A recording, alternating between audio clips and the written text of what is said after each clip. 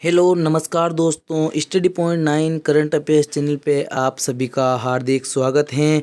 देखिए दोस्तों, आज है 14 अक्टूबर 2023 और आज के दिन हम पढ़ने जा रहे हैं आज का प्रमुख महत्वपूर्ण करंट अफेयर्स, जिसके अंदर हम पढ़ेंगे स्टैटिक जीके और करंट अफेयर्स। देखिए, एक सेशन शुरू करने से पहले एक मोटिवेशन लाइन, तू हंस तू मुस्कुरा तू रोना कम कर दे, जिंदा है तू जिंदगी की नाग में दम कर दे। ठीक है, इसी मोटिवेशन के साथ आज की क्लास की शुरुआत करते हैं। उनसे पहले हमने जो भी कल पढ़ा था उसका एक बार क्यों रिवीजन कर लेते हैं कि हिंद महासागर रिम एसोसिएशन का अध्यक्ष किसे नियुक्त किया गया है, तो वो किया गया है श्रीलंका को। वनडे विश्व कप के इतिहास में किस टीम ने सबसे बड़े रन चेंज का रिकॉर्ड बनाया है, तो वो हो जाएगा पाकिस्तान। हाल ही में चर्चा में रहा प्रोजेक्ट कुइपर का संबंध अमेजन से है। 19वें एशियाई खेलों के समापन समारोह के दौरान भारतीय ध्वजवाहक थे PR श्रीजेश। और 19वें एशियन गेम्स में भारत के कुल पदक कितने जीते हैं? 107 पदक। एशियाई खेलों में भारतीय खिलाड़ियों ने किस खेल में सबसे ज़्यादा मेडल जीते हैं, गोल्ड मेडल जीते हैं, तो वो जीते हैं शूटिंग के अंदर। हाल ही में किस देश ने अपना 53वां आज़ादी का जश्न मनाया है, तो वो जाएगा फिजी।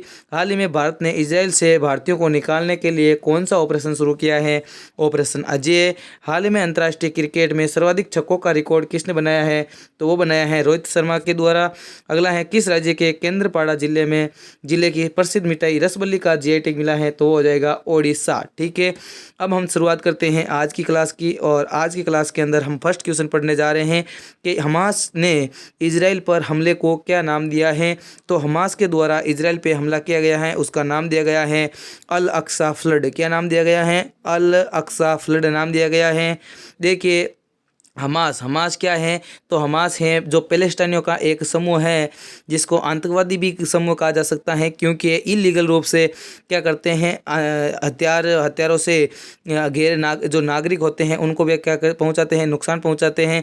इसलिए अनेक देशों के द्वारा हमास को आतंकवादी ग्रुप घोषित कर चुके हैं। इसराइल के अंदर रहते हैं यहूदी, और यहूदी उससे पहले कहाँ पे रहते थे? जर्मनी के अंदर रहते थे। ठीक है, जर्मनी से जब ब्रिटेन के द्वारा प्रथम विश्व युद्ध के अंदर वादा किया गया था कि यदि आप जर्मनी को हरा दोगे तो हम आपको अलग से देश दे देंगे। ठीक है, उसके बाद 1917 के अंदर ये बात हुई थी। उस समय इजराइल के अंदर, जो वर्तमान में इजराइल है, उसका नाम था फिलिस्तीन।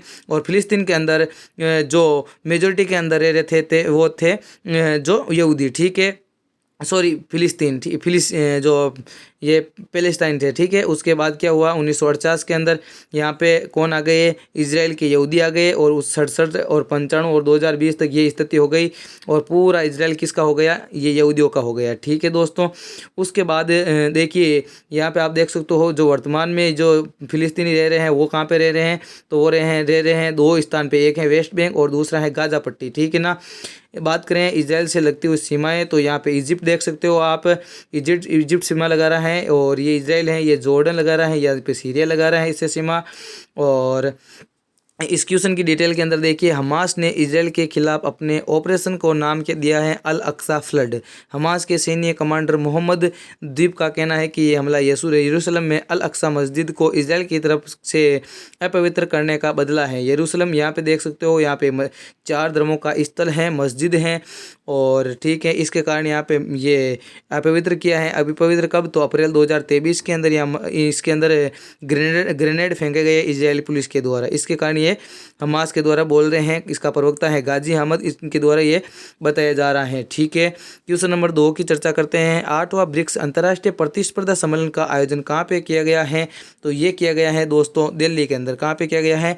न्यू दिल्ली के अंदर अंतर्राष्ट्रीय प्रतिस्पर्धा सम्मेलन का 8वां सम्मेलन किया गया है। अब ब्रिक्स की बात आई है, तो ब्रिक्स BRICS ब्रिक्स ये 5 देशों का समूह है, जिसके अंदर ब्राज़ील, रशिया, इंडिया, चाइना और साउथ अफ्रीका शामिल है।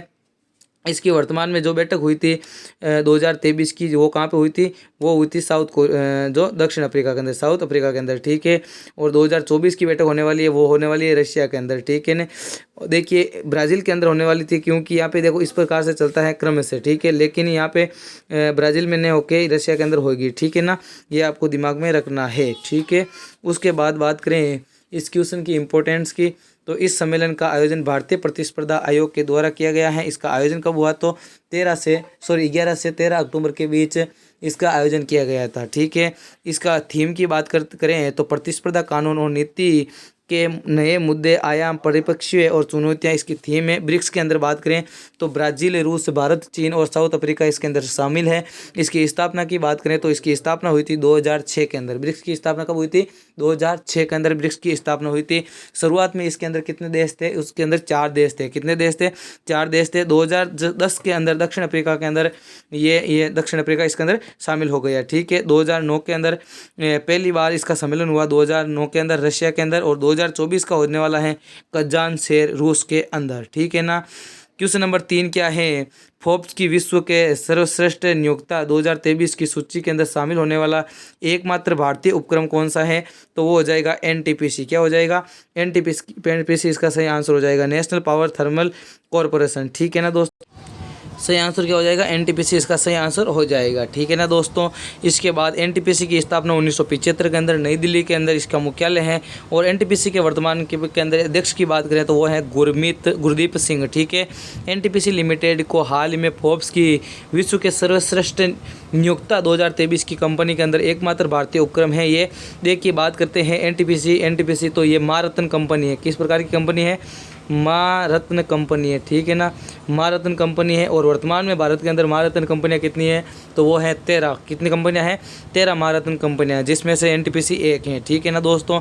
ये देखिए फोर्ब्स के द्वारा जो लिस्ट निकाली गई है उसके अंदर 700 कंपनियों में से 261वां स्थान इस एनटीपीसी ने हासिल किया है, ठीक है ना दोस्तों। अगले क्वेश्चन की ओर चलते हैं और अगला क्वेश्चन आपकी स्क्रीन के ऊपर है। क्वेश्चन नंबर 4, हाल ही में जारी ग्लोबल हंगर इंडेक्स 2023 के अंदर भारत किस स्थान पे है? तो भारत है 111वें स्थान पे। किस स्थान पे है दोस्तों? भारत है 111वें स्थान पे। लगातार भारत की रैंकिंग गिरती जा रही है। 2020 के अंदर 94वां स्थान था, 2021 के अंदर 101वां, 2022 के अंदर 107वां, 2023 के अंदर 111वां स्थान हो गया है, ठीक है ना दोस्तों। ये एक कोई चाल हैं जो दूसरे देशों के द्वारा ये चली जाती हैं ताकि भारत के अंदर पर्यटन कम आ सके, इसलिए। क्योंकि पाकिस्तान इसके अंदर 102वें स्थान पे हैं जहाँ भूखमरी बहुत ज़्यादा है। बांग्लादेश जहाँ पे भोजन भी दान कहाँ से भेजा जाता है? भारत के द्वारा भेजा जाता है, वहाँ पे भारत से कम है 81वीं, नेपाल 69वीं है और श्रीलंका 60वें स्थान पे इसके अंदर स्थित है, ठीक है। ग्लोबल हंगर इंडेक्स या कह सकते हैं वैश्विक भूख सूचकांक 2023 में भारत की स्थिति और ख़राब हो गई है। 125 देशों में 111वां स्थान भारत का है पीछे से, ठीक है ना दोस्तों। अब है क्वेश्चन नंबर 5, विश्व मानसिक स्वास्थ्य दिवस प्रतिवर्ष कब मनाया जाता है? तो ये मनाया जाता है 10 अक्टूबर को। कब मनाया जाता है? 10 अक्टूबर को विश्व मानसिक स्वास्थ्य दिवस मनाया जाता है, ठीक है ना। इसके अलावा 8 अक्टूबर को क्या मनाया जाता है? वायुसेना दिवस मनाया जाता है, ठीक है। इसके बाद हम इम्पोर्टेंट पॉइंट्स की बात करें तो अब की बार की जो थीम है वो है mental health is a universal human rights, ठीक है। 10 अक्टूबर के दिन बनाया जाता है। 1992 से इसकी शुरुआत हुई थी और 150 से अधिक इसके सदस्य देश हैं। क्वेश्चन नंबर 6 चलते हैं तो विश्व एथलेटिक्स ने इस वर्ष के एथलेटिक ऑफ द ईयर के लिए किसे नामित किया गया है? तो ये किया गया है नीरज चोपड़ा को। किसे किया गया है? नीरज चोपड़ा को इसके अंदर नॉमिनेट किया गया है क्योंकि नीरज चोपड़ा जी के द्वारा एशियन गेम्स और ओलंपिक गेम्स के अंदर क्या जीता है? गोल्ड मेडल जीता है, इसलिए इनको नामित किया गया है। आशा करते हैं एथलेटिक ऑफ द ईयर का पुरस्कार हमारे नीरज चोपड़ा को मिले, ठीक है ना दोस्तों। इसके अलावा PR सीरीजेस की बात करें तो ये जो एशियाई गेम्स होंगजू चीन के अंदर आयोजित हुए उसके अंदर जो शुरुआत के अंदर स्टार्टिंग के सेरेमनी के अंदर ध्वजवाहक थे तो वो PR सीरीजेस थे। रोहित शर्मा जी की बात करें तो इनके द्वारा लगातार वनडे क्रिकेट टीम के अंदर छक्के जड़ने का रिकॉर्ड है इनके नाम। MS धोनी जी की बात करें तो ये स्वराज ट्रैक्टर के क्या है? ब्रांड एम्बेसडर हैं, ठीक है ना। विश्व एथलेटिक्स चैंपियनशिप ने पुरुष एथलेटिक ऑफ द ईयर पुरस्कार 2023 के लिए नीरज चोपड़ा जी को नामांकित किया गया है और इनके द्वारा ओलंपिक और विश्व चैंपियनशिप में क्या जीता है? स्वर्ण पदक जीत लिया गया है, ठीक है ना दोस्तों। वो अभी वोटिंग प्रक्रिया चल रही है और वोटिंग प्रक्रिया के अंदर नीरज चोपड़ा जी का नाम भेजा गया है, ठीक है ना। क्वेश्चन नंबर 7 की ओर चलते हैं। क्वेश्चन नंबर 7 है इसरो का दूसरा स्पोर्ट कहाँ पे बनने जा रहा है? तो ये बनने जा रहा है तमिलनाडु के अंदर। तमिलनाडु के अंदर कहाँ पे? तो वो है थुत्तुकुई कुडी के अंदर तमिलनाडु के अंदर स्थापित किए जा रहा है। इसरो की बात करें तो 1969 के अंदर इसरो की स्थापना हुई थी और इसका मुख्यालय बेंगलुरु के अंदर वर्तमान में इसके अध्यक्ष हैं जो है एस सोमनाथ। इसरो की बात करें तो इसरो के द्वारा चंद्रमा पे अभी हाल ही में मिशन लॉन्च हुआ, कौन सा? आदित्य L1। कौन सा? आदित्य L1। और वही बात करें, सॉरी, आदित्य L1 किसके ऊपर हुआ? तो आदित्य L1 सूर्य मिशन है, ठीक है ना। सूर्य मिशन आदित्य L1। चंद्रमा के लिए चंद्रयान 3 गया था, मंगल ग्रह पे मंगलयान, और बात करें समुद्र के लिए समुद्रयान, और अंतरिक्ष के लिए गगनयान भारत के द्वारा भेजा गया इसरो कंपनी के द्वारा, ठीक है। क्वेश्चन नंबर 8 है, हाल ही में रेल लिंक पद्मा ब्रिज का उद्घाटन कहाँ पे किया गया है? तो ये किया गया है बांग्लादेश के अंदर। कहाँ पे किया गया है? बांग्लादेश के अंदर किया गया है। बांग्लादेश के अंदर गंगा नदी और यहाँ पे से ब्रह्मपुत्र नदी मिलने के बाद यहाँ पे पद्मा के बाद मेघना, और उसके बाद क्या हो जाती है? बंगाल की खाड़ी के अंदर गिर जाती है, और यहाँ पे पाया जाता है सुंदरवन का डेल्टा पश्चिम बंगाल और बांग्लादेश की जो समुद्र तटीय सीमा के ऊपर, ठीक है ना दोस्तों। तो रेल लिंक पद्मा ब्रिज का उद्घाटन कहाँ पे किया गया है? बांग्लादेश के अंदर किया गया है, ठीक है ना। इंपॉर्टेंट पॉइंट्स की बात करें तो बांग्लादेश की राजधानी ढाका, मुद्रा टक्का, और राष्ट्रपति हैं मोहम्मद शहाबुद्दीन, प्रधानमंत्री हैं शेख हसीना, ठीक है ना दोस्तों। और इसके मुंशीगंज के मावा रेलवे स्टेशन पर इसका उद्घाटन किया गया है। क्वेश्चन नंबर 9 की बात करें तो हाल ही में जलवायु परिवर्तन से जुड़े स्पोनजा पुरस्कार से किसे सम्मानित किया गया है?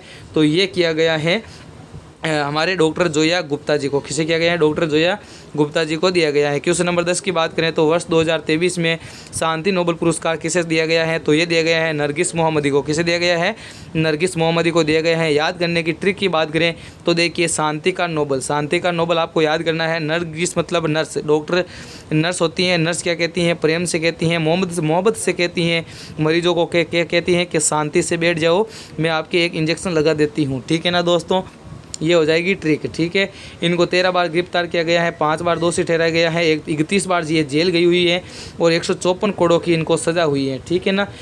2023 का शांति का नोबेल दिया गया है। बात करें कल के क्वेश्चन ऑफ द डे के रूप में, तो इसका सही आंसर आप आशा करता हूं कमेंट बॉक्स के अंदर दिया होगा कि बिहार के बाद किस राज्य के मुख्यमंत्री ने जातीय जनगणना कराने की घोषणा की है? तो वो हो जाएगा राजस्थान। बिहार के बाद कौन सा राज्य हो जाएगा? राजस्थान। देखिए, अब लगातार जातीय जनगणना स्टार्ट हो चुकी है, ठीक है ना। क्वेश्चन ऑफ द डे आज का है आपके लिए, हाल ही में अटल बिहारी वाजपेयी दिव्यांग खेल प्रशिक्षण स्टेडियम का उद्घाटन किसके द्वारा किया गया है? इसका आंसर आप कमेंट बॉक्स के अंदर बताइए।